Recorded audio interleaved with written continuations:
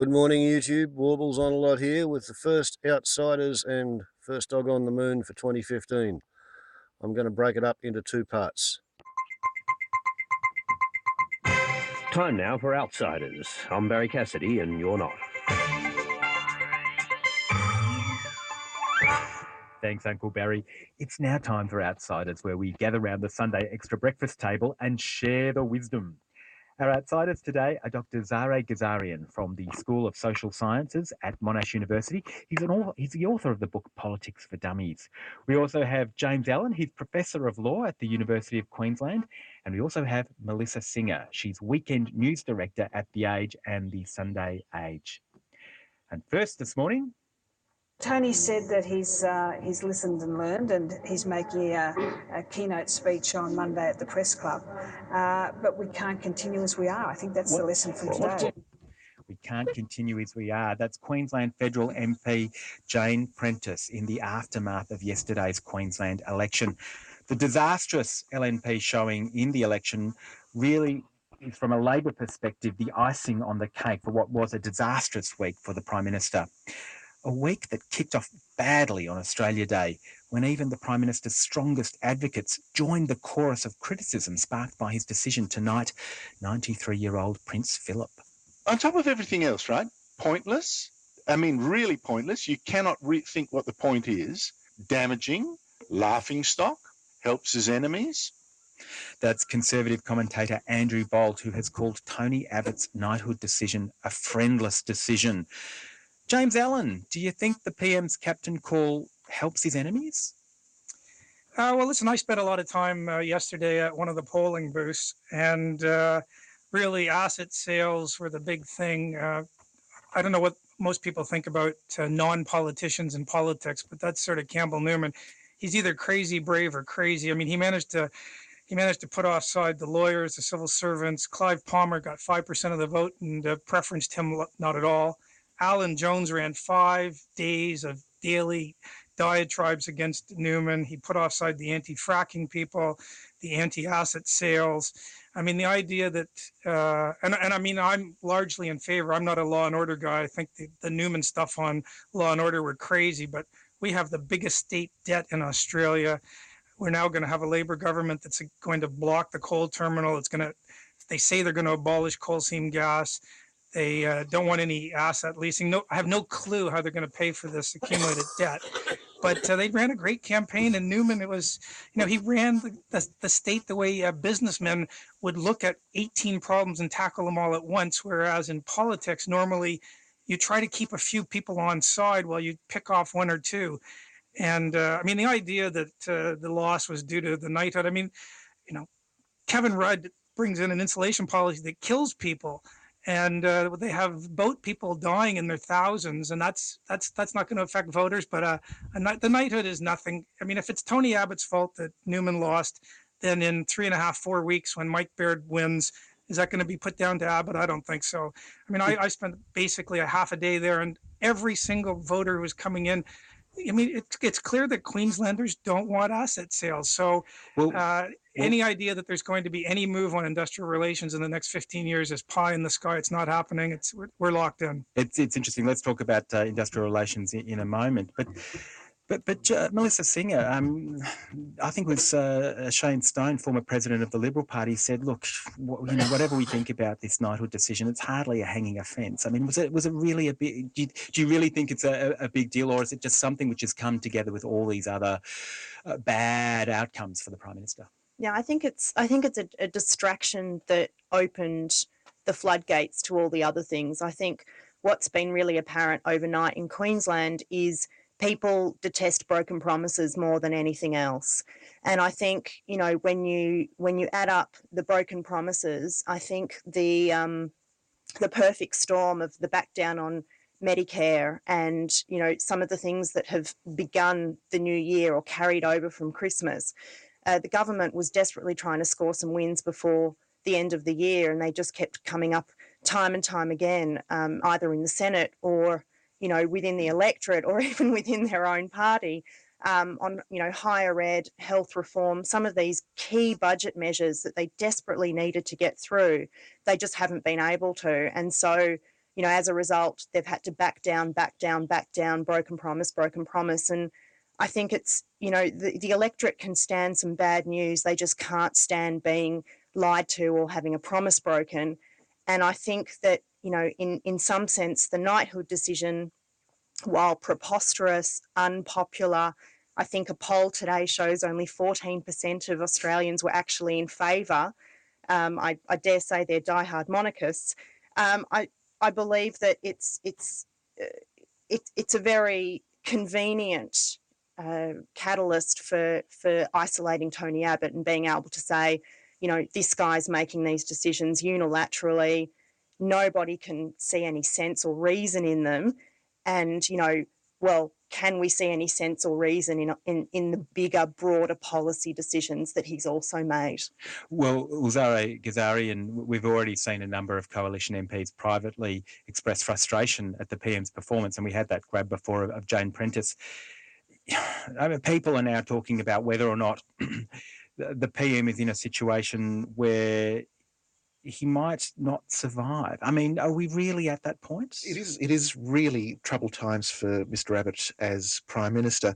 The concerning thing I think that the Liberal Party will take from last night's election loss was that it wasn't tainted by disputes about leadership tensions within the governing party. It wasn't about leaders being rolled. It wasn't about personality as such. It was all about policy.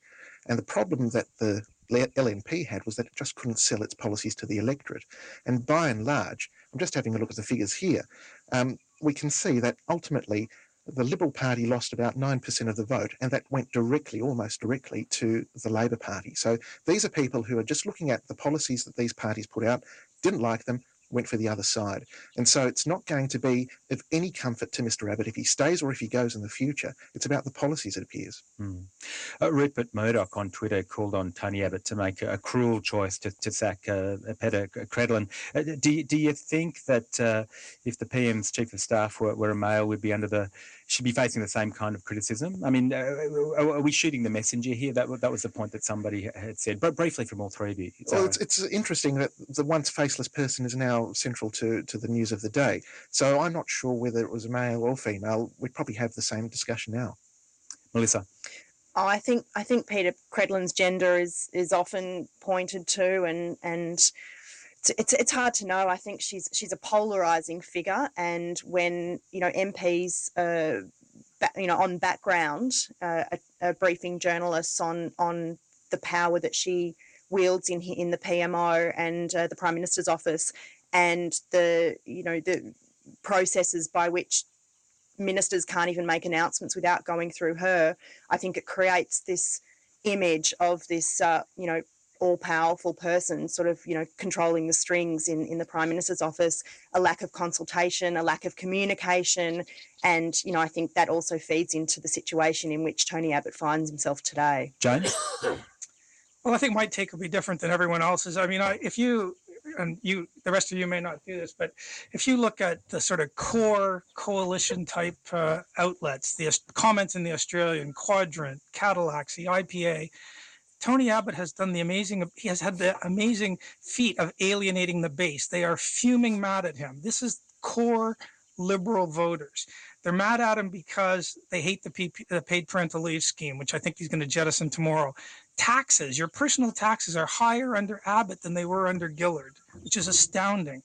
He sold out on 18C, and I noticed no one else ever talks. You never hear in the Age or the ABC that a core Abbott promise was to emasculate 18C. That he has, the number of coalition voters who are fuming mad about that, I cannot tell you.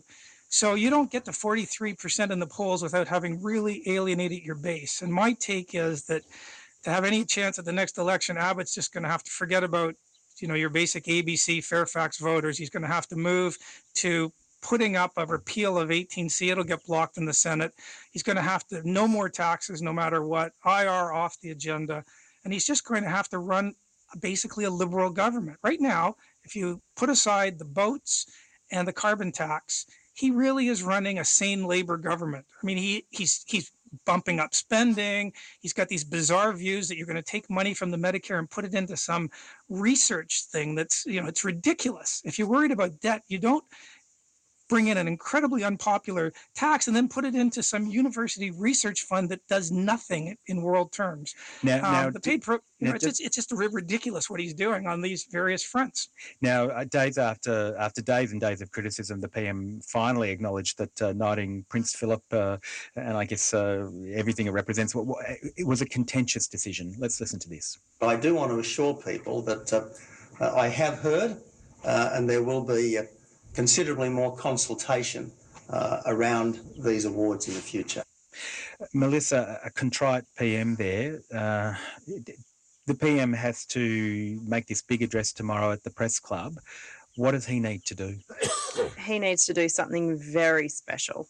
And I think it's universally agreed that paid parental leave is one of his most unpopular policies.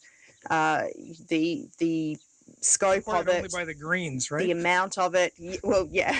Ridiculous for a coalition prime minister to be offering up green policy. Yeah, I guess the question is whether it's going to be enough to regain some traction and some a positive upturn in the public perception of him, because at the moment perception is that he's anachronistic, that he's, the knighthood decision really cemented that view. And whether he can really take the country forward. I'd now like to get on to the other topic that's generated a lot of political debate this week. There's been talk that we may see a return to the Howard-era work choice system as the Productivity Commission undertakes its biggest review in 30 years.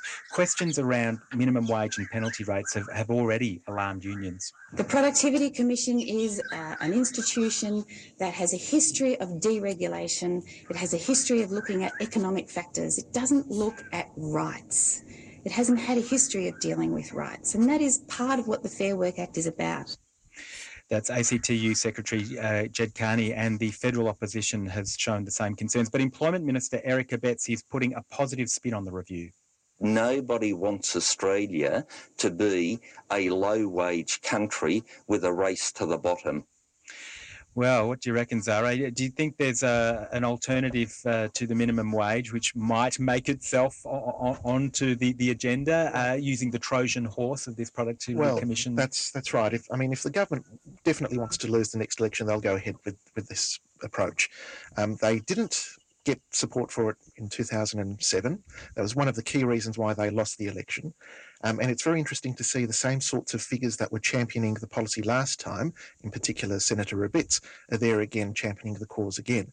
So I think it is very, very dangerous for the government to open up yet another front, which is not going to be popular, especially with people who are in casual positions, who are depending on those penalty rates to somehow improve their lot. So it is a very dangerous political game they're playing. Well, Melissa, Commission Chair Peter Harris says, look, we've grown effectively as an economy over the years, but we do need to look at what we can do better. And, developed economy, we should be having those difficult, hard conversations and working out the pros and cons of different workplace policies. By all means, I think it's worth, it warrants an investigation. It warrants us looking at, what people really need to survive. I mean, that's what the minimum wage was introduced in the early 20th century for that purpose, to be able to provide for a family. Well, what does an Australian family look like these days? It's miles away from what it was in 1907. That said, the US is pushing to increase minimum wage in many states. Obama, in his State of the Union address, implored the country to move forward on minimum wage and actually lift it and improve people's livelihood. And I think in Queensland, one of the factors, both the rejection of asset sales, as James pointed out, but also any policy that increases uncertainty about people's cost of living and livelihood is going to be rejected and is going to create massive nervousness in the electorate. And I think we've seen in Queensland that this Productivity Commission review has also spooked people. And, people are really fearful of what it will mean for their ability to buy a home and all those things that were once considered, a birthright in Australia. Okay, here endeth part one. I will commence part two immediately.